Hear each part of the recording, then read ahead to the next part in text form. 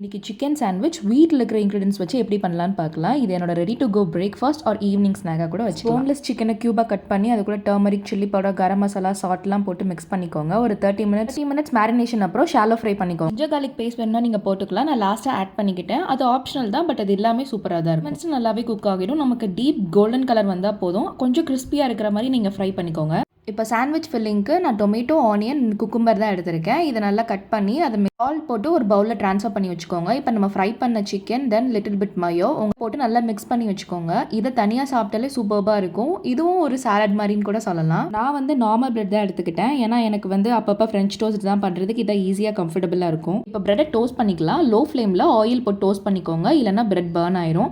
1 layer of filling மட்டும் வச்சு cheese slice மேலே வச்சு நான் பிரெட்டை க்ளோஸ் பண்ணிட்டேன். ஸோ இப்போது லோ ஃப்ளேமில் 2 பக்கமும் டர்ன் பண்ணி வச்சு கரெக்டாக 1 மினிட் நீங்கள் வைங்க. இல்லை ஆல்ரெடி பிரெட்டை டோஸ்ட் பண்ணியிருக்கோம், ஸோ அதனால் நீங்கள் கேர்ஃபுல்லாக டர்ன் பண்ணி வச்சுக்கோங்க. இப்போ வீட்லேயே ஈஸி பீஸியான சிக்கன் சாண்ட்விச் ரெடி.